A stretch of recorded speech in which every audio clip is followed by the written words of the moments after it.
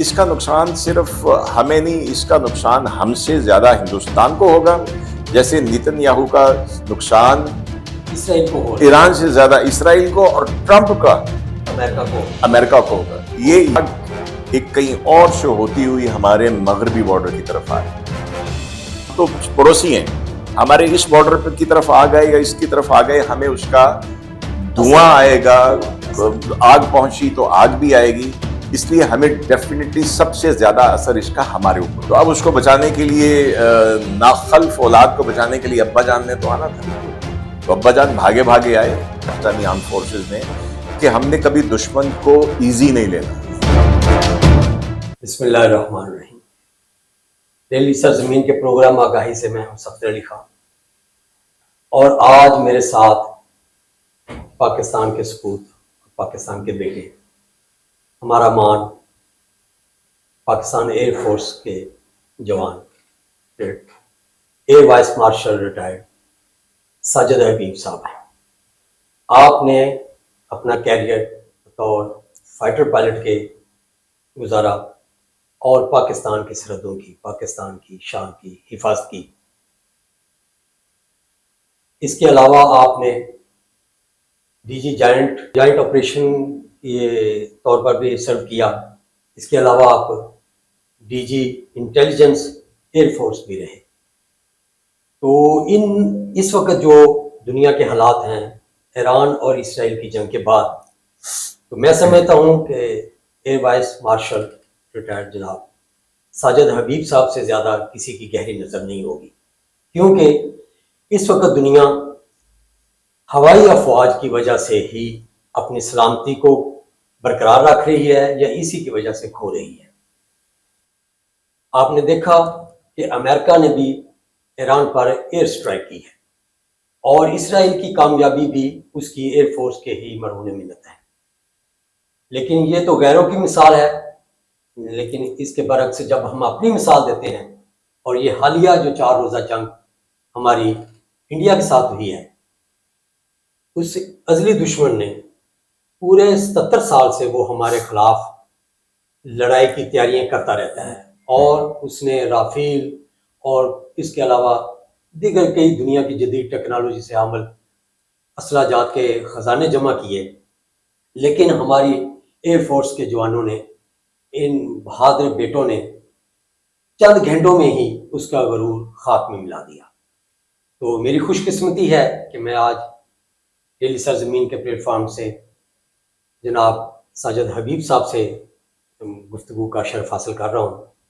تو میں سب سے پہلے آپ سے یہی پوچھوں گا کہ امریکن سٹرائک کے بعد آپ ایران کو کس طرح دیکھ رہے ہیں، اور اس سٹرائک کے بالخصوص پاکستان پر اور اس خطے پر کیا اثرات آپ دیکھ رہے ہیں؟ سردار صاحب، سب سے پہلے تو بہت شکریہ مجھے بلانے کا، اور اتنے خوبصورت الفاظ کا۔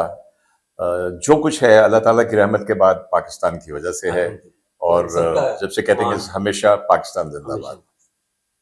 دیکھیے، ابھی ہم اپنے ایسی جنگ والی کیفیت سے گزرے جو ہمارے مشرقی بارڈر پہ تھی، اور آپ نے بالکل صحیح کہا کہ اس میں جو ہمیں جو کور ہے کامیابی کی، سکسیس کی، وہ ہمیں پاک فضائیہ کی وجہ سے ملی، اور اس ایک سکسیس کی وجہ سے ایک، میں کہتا ہوں کہ منتشر قوم اکٹھی ہو گئی، منتشر سیاسی وجوہات کی بنا پہ ہو جاتا، ویسے ہم لوگ ویسے نہیں، تو وہ ہو گئی، اور وہ ہم نے الحمدللہ بڑے احسن طریقے سے اس کو پھر ساری قوم نے، تینوں فورسز نے، گورنمنٹ نے، میڈیا نے، آپ سب نے مل کر اس کو جیسے کیا۔ اب یہ آگ ایک کہیں اور سے ہوتی ہوئی ہمارے مغربی بارڈر کی طرف آ رہی ہے، اور اس کے اوپر بہت بات ہو چکی کہ ایران اور اسرائیل کے درمیان میں جو سلسلہ چل رہا تھا، تو اب اس میں امریکہ ڈائریکٹلی کود پڑا ہے۔ امریکہ کودا نہیں کودا، ٹرمپ کود پڑا ہے، ایسے، ٹھیک ہے۔ اس کا امپیکٹ تو جو ایگزیکٹ ہوگا وہ تو آنے والا وقت ہی بتائے گا، لیکن ایک چیز واضح ہو گئی امریکہ کے اپنے B-2 بامبرز اور سارا کچھ استعمال کرنے سے، کہ وہ جو ایک متھ بنی ہوئی تھی، جیسے ہمارے مشرق میں متھ بنی ہوئی تھی کہ وہ بہت سپر ہے، رافیل ہے، یہ وہ ہے. کچھ ایسی ہی میتھ ادھر کی تھی اور زیادہ بڑی میتھ تھی کہ اسرائیل اتنا محفوظ ہے، اتنا پروٹیکٹڈ ہے کہ اس کے اندر کوئی اس کو میزائل یا پروجیکٹائل یا جہاز نہیں جا سکتا. تو پہلی بات تو یہ کہ اگر ٹرمپ صاحب جو ہیں G7 کی میٹنگ چھوڑ کے بھاگے ہیں، نکلے ہیں وہاں سے سائن کیے بغیر نکلے ہیں، تو اس کا مطلب ہے کہ یہاں پہ جو میزائل ایران کے ان کی سارے دفاعی لیئرز کو کراس کر کے پہنچے، انہوں نے ہٹ کیا، ان کے ملٹری ٹارگٹس کو ہٹ کیا، ان کے انڈسٹریل ٹارگٹس کو ہٹ کیا، ان کی پورٹ کو ہٹ کیا، ان کے انٹیلیجنس ہیڈ کوارٹر کو، موساد کے ہیڈ کوارٹر کو، جہاں سے کہتے تھے کہ موساد تو انونسیبل ہے، اس کو کوئی نہیں کر سکتا. تو اب اس کو بچانے کے لیے، ناخلف اولاد کو بچانے کے لیے ابا جان نے تو آنا تھا. تو ابا جان بھاگے بھاگے آئے. اور اب دیکھیں جو بھی ہے، امریکہ از the سپر پاور. آلدو شاید تیسرے نمبر کے اوپر ہم رشیا کو لے لیں، دوسرے نمبر پہ اب چائنا کو لے لیں، وہ اپنی جگہ موجود ہے. چائنا کا صحیح پوٹینشیل امریکہ کو بھی نہیں پتا، کچھ تھوڑا سا پوٹینشیل ہم نے اس کا بتایا ہے. تو یہ سچویشن ہمارے لیے، پہلے ہم دیکھتے تھے کہ پاکستان کے لیے اس کا کیا امپیکٹ ہوگا. میرے خیال میں تو پاکستان کے اوپر تو دیکھیں، ہم تو پڑوسی ہیں، ہمارے اس بارڈر پہ کی طرف آ گئے یا اس کی طرف آ گئے، ہمیں اس کا دھواں آئے گا. آگ پہنچی تو آگ بھی آئے گی. اس لیے ہمیں ڈیفینیٹلی سب سے زیادہ اثر اس کا ہمارے اوپر ہوگا. میں کیوں کہہ رہا ہوں کہ ہمارے اوپر ہوگا؟ کہ جو اس طرف ممالک ہیں، گلف کے ممالک ہیں، عرب ممالک ہیں، وہ تو ان کو تو کوئی نہ ایران سے لینا دینا ہے، نہ ان کو کوئی ایسی پریشانی ہے کہ پاکستان کو کیا نقصان ہوگا. ٹھیک ہے، ڈپلومیٹیکلی ہم پیار محبت کی بات کرتے ہیں، لیکن پریکٹیکلی دیکھا جائے تو ان میں سے کتنی گلف سٹیٹس کے اندر امریکی بیٹھے ہوئے ہیں، کتنی گلف سٹیٹس کے اندر ان کے اڈے ہیں. یہ اور بات ہے کہ ابھی جب انہوں نے سٹرائک کرنا تھا، ٹرمپ نے کہا، اور دیکھیے اتنا بڑا لیڈر ہو کے اتنا وہ لائر یا جھوٹا نکلا کہ 2 ہفتے کا کہہ کے 2 دن بعد اس کی 2 وجوہات میں میرے نزدیک ہو سکتی ہے. یا تو جھوٹ بولا جو کہ ایکسپیکٹڈ ہے، کیونکہ یہ میں ایک امریکن ہی ڈاکٹرز کی ایک ریسرچ ان کی مینٹل کیپیبلٹی کے اوپر پڑھ رہا تھا، جس میں انہوں نے ڈکلیئر کیا تھا کہ he has got some mental issues. اس پراپر ایک بورڈ نے ان کے بارے میں یہ کہا تھا. اور دوسری چیز یہ کہ اس لیے کودا کہ ان کو پتا تھا کہ اب اسرائیل سے سنبھالا نہیں جا رہا جو ایران ان کو جواب دے رہا. مجھے یہ زیادہ بات ہے. تو اب میں شروع سے سمجھتا ہوں کہ جو ان کا یہ میری رائے ہے، باقی جو آگے کیا ہوگا وہ تو کوئی نہیں پریڈکٹ کر سکتا، کہ اس کو ہم بعد میں کسی اور اسٹریٹجک لیول پہ جو پاکستان چائنا ہے اس کے ساتھ کنیکٹ کریں گے. کہ اگر یہ صرف یہ مقصد نہیں ہے کہ 3 تنصیبات کے اوپر حملہ کر دیا، جبکہ ان کی اپنی انٹیلیجنس چیف نے کہا تھا کہ یہ وہ ایٹم نہیں بنا رہا. تو ٹرمپ صاحب مسٹر ٹرمپ آلویز سے، میں جانتا ہوں، میں مجھ سے اچھا کوئی نہیں جانتا. انہوں نے کہا کہ میری انٹیلیجنس چیف غلط کری، اس کو نہیں پتا کیا ہو رہا ہے، کیونکہ یہ اتنی زیادہ مٹھی میں ہے یہودی اور صہیونی لابی کے کہ they had to do it. تو اب جو انہوں نے یہ اسٹرائک کیا، تو اس میں میرے خیال میں جو الٹیمیٹ آبجیکٹو ان کا جو پلان ہے وہ پاکستان ہے، اور پاکستان سے پہلے یہ کر کے رجیم چینج کرنا ہے. مارشل صاحب، ایک اور چیز جو اس وقت بڑی ہی الارمنگ ہے اور جو میں سمجھتا ہوں کہ آنے والے دنوں میں شاید بہت خطرناک صورتحال بن جائے، وہ آج ایک رشین آفیشل کا بیان ہے جی کہ ایران کو کئی ممالک جو ہیں وہ وار ہیڈ دینے کو تیار ہیں. ایک تو یہ وار ہیڈ انہیں مل جائے، میں سمجھتا ہوں کہ ایران کے پاس اپنے پاس بھی کافی اچھی قوت ہوگی، لیکن کیا وہ ان کو استعمال کرنے کی کیپیبلٹی رکھتا ہے؟ کیا اس کی فضائیہ جو ہے وہ ابھی بھی اس لائق ہے کہ وہ ایسے بڑے ہتھیار کو استعمال کر سکے؟ پہلی بات تو یہ کہ وار ہیڈ ہونا ایک چیز ہے، اس کو پہنچانا کیسے ہے، آپ کو ہدف تک پہنچانا کیسے ہے. اس کے 2-3 راستے ہوتے ہیں. یا آپ ہوا سے زمین پہ مارتے ہیں، یا زمین سے زمین پہ مارتے ہیں یا سمندر سے، جس کو سب میرین سب میری آپ شپ سے بھی کر سکتے ہیں، لیکن جو ہمیشہ سے سیکنڈ اسٹرائک کیپیبلٹی بھی ہوتی ہے وہ سمندر کے اندر سے، یعنی سب میرین سے اس کو لانچ کر سکتے ہیں۔ میری ذاتی رائے میں آئی ڈونٹ تھنک کہ اسرائیل کے پاس یہ کیپیبلٹی ہے، ایئر فورس ان کی از ہارڈلی، اس پہ ان کو آئی ایم شیور کہ اس کے بعد وہ بہت توجہ دیں گے کہ آپ کی ایک پوٹنٹ ایئر فورس ہونی چاہیے، اور ایئر فورس جی اس کو آپ میں اسٹریٹجک پوائنٹ آف ویو سے کہوں گا کہ ایک پوٹنٹ ایئر ڈیفنس ہونا چاہیے جس میں جہاز بھی آ جاتے ہیں، میزائل بھی آ جاتے ہیں، اور آپ کے وہ ریڈار نیٹ ورک اور سیٹلائٹ نیٹ ورک وہ سارا سسٹم آ جاتا ہے۔ تو میری ذاتی رائے میں ایسا تو کیپیبلٹی ان کے پاس نہیں ہے، لیکن اگر کوئی ان کو نیوکلیئر وار ہیڈ دینے کو تیار ہے تو وہ ڈیلیوری مینز بھی دے گا۔ اب واللہ دروغ بر گردن راوی، لیکن ان دنوں میں بہت کچھ سننے میں آ رہا ہے کہ کچھ ممالک جس میں آپ نے نام لیا، میرے خیال میں نارتھ کوریا تو سب سے پہلے ہاتھ پہ رکھ کے پہنچ جائے گا، وہ تو ہاتھ پہ رکھ کے پہنچ جائے گا کہ اسرائیل اور امریکہ کو ماننا تو ہے اٹ از، لیکن دیر آر نیوز کے شاید ان کو سرفیس ٹو سرفیس میزائل جو ہیں وہی آپشن وہی، ہاں کیونکہ میزائل ٹیکنالوجی ان کی اپنے پاس بھی بہت اچھی ہے۔ ابھی انہوں نے دیکھا نا فتح 1 فتح 2 مارے ہیں، پھر ابھی خیبر یوز کیے لمیٹڈ، اور آئی تھنک ان کے پاس ایک اور خرم شہر کے نام سے بھی ہے، وہ بڑا پوٹنٹ میزائل سسٹم ہے۔ اور میرا خیال ہے کہ اب اسرائیل کی وہ جو ڈیفنس کیپیبلٹی تھی وہ بھی دن بدن شاید ٹوٹ رہی ہے اور کم ہو گئی ہے، اور پہلے جب اٹیک اس نے میزائل کا کیا تو سننے میں یہ آیا تھا کہ صرف 10% ان کے میزائل جو ہیں وہ ان کی ڈیفنس دیوار کو توڑ کر آگے جا سکے، لیکن اب شاید وہ 35 اور 40 پر پہنچ گیا۔ ایسے ہی ہے، بالکل ایسے ہی۔ تو آنے والے دنوں میں ہم امید رکھتے ہیں کہ وہ 50 کراس کر جائے گا۔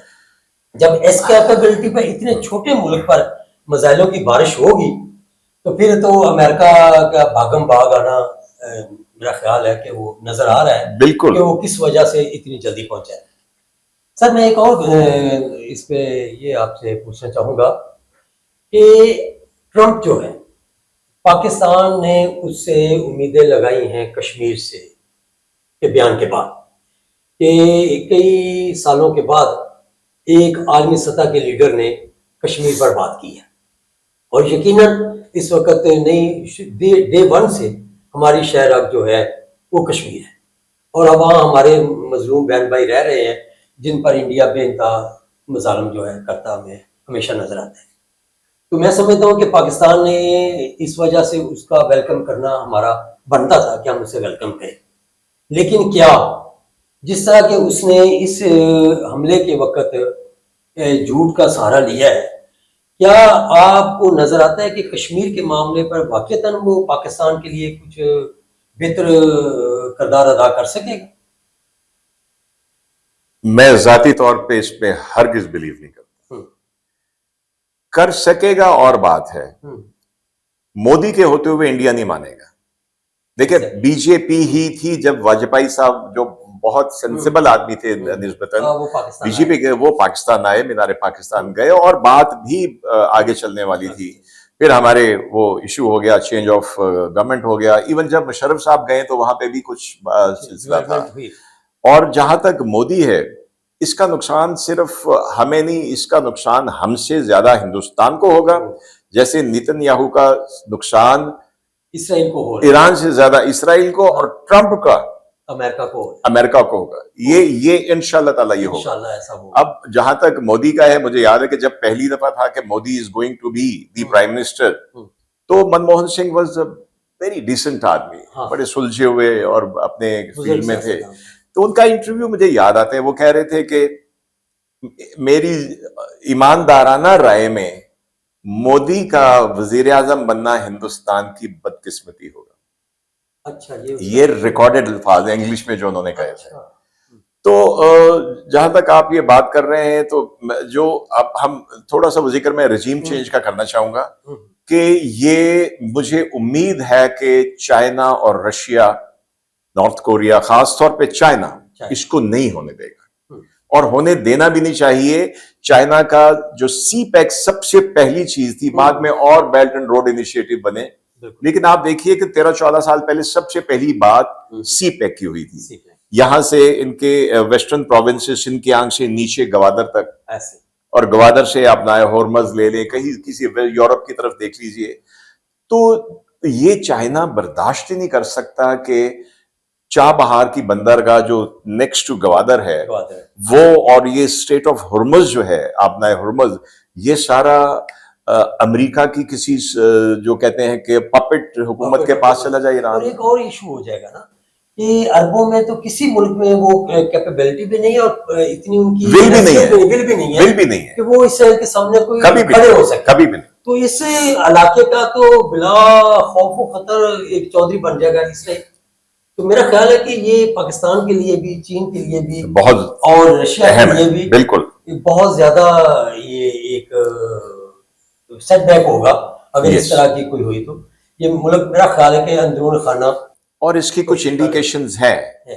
I was just going through some reports के ऑलरेडी चीन के 2 जहाज, जिनको सर्वे वाले जहाज कहा जाता है, ठीक, वो रीजन में पहुंचे हुए हैं, अच्छा। वो सर्वे वाले नहीं है। हालांकि इससे पहले कभी चीन अपने इस तरह की चीजें बाहर नहीं लाता। आप उस शिप की तस्वीर अगर देखेंगे तो आपको पता, देखने से ही पता चल जाएगा किसी भी टेक्नोलॉजी वाले आदमी को, ये पूरा उनको इलेक्ट्रॉनिक वॉरफेयर की सपोर्ट देने के लिए मेरे हिसाब से तैयार है। सर टाइम थोड़ा कम है, तो मैं आखिर में एक बात जरूर पूछना चाहूंगा जो मेरे नाजरीन भी जानना चाह रहे होंगे कि इंडिया की आए रोज गिदड़ बक्कियां तो हम कई सालों से सुन रहे जी। हैं और आप भी सुन रहे हैं, उसका हमारी कौम पे कोई असर तो होता नहीं है लेकिन उनकी भी आदत है, वो चलाते रहते हैं। लेकिन क्या इस वार में जिस तरह के हमारी फौज ने अल्हम्दुलिल्लाह तीनों ने, बहरिया ने भी उनको पास नहीं पड़ने दिया। बिल्कुल बिल्कुल, अगर उनमें कोई कुव्वत होती तो वो आते। तीनों फोर्सेस ने उनको पास भी नहीं पड़ने दिया। तो क्या इस जंग के बाद जब उन्होंने हमारी ताकत का कुछ ना कुछ तो उन्हें अंदाजा हो गया जी, तो क्या अगर वो दोबारा कोई ऐसी कोशिश करते हैं जिस तरह के वो कह रहे हैं कि हमने पानी नहीं देना, हमने ये नहीं करना, हमने वो नहीं करना, तो क्या हमारी अफवाज के पास अल्हम्दुलिल्लाह इससे बढ़कर भी तवानाई है और क्या हमारी कौम इस भरोसे पे कायम है और रहेगी इंशाल्लाह कि हमारी फोर्सेस जाग रही हैं, हम चाहे 4 दिन सोए रहे, हमें कोई फर्क नहीं पड़ता। जी बिल्कुल। आप देखिए अभी जो हम बैठे पहले बात कर रहे थे, मैंने ये सुना था नहीं, कि हमारी अफवाज ने अभी अपनी कुव्वत 10% भी नहीं दिखाई। तो ये बात जरा मैं आपसे अभी तो कुछ भी नहीं हुआ था लेकिन देखिए आप एक बात हमने ये सीखी है और हमेशा से बिलीव की है पाकिस्तानी आर्म फोर्सेस ने, कि हमने कभी दुश्मन को इजी नहीं लेना। इजी नहीं, यही जीत है। यही गलती हिंदुस्तान ने की और वो बार बार करता है, हर दफा उसको जोम आ जाता है। तो हम तो हमेशा तैयारी ये समझ के करते हैं कि ये हमसे 6 गुना बड़ा है, इसकी इकोनॉमी भी बड़ी है, इसकी एयरफोर्स में भी 1000 जहाज है, इसकी फौज भी 17 लाख है, तो हमने इसके साथ लड़ना है, तो हमें क्या टैक्टिक्स चाहिए। और जब भी कोई पहलवान या बॉक्सर अपने पहले 2-3 दाव दिखा देता है और दुश्मन उसका तोड़ कर लेता है, तो इसने 5-6 जेब में रखे होते हैं। तो इंशाल्लाह ताला आप देखेंगे कि पाकिस्तान की मुसल्लह अफवाज, पाकिस्तान एयरफोर्स खास तौर पे, क्योंकि मेरा एयरफोर्स से ताल्लुक रहा है, वो कभी भी कौम को मायूस नहीं करेगी। बहुत शुक्रिया जी, इस दुआ के साथ कि पाकिस्तान हमेशा जिंदाबाद। मैं आपसे इजाजत चाहूंगा। अल्लाह।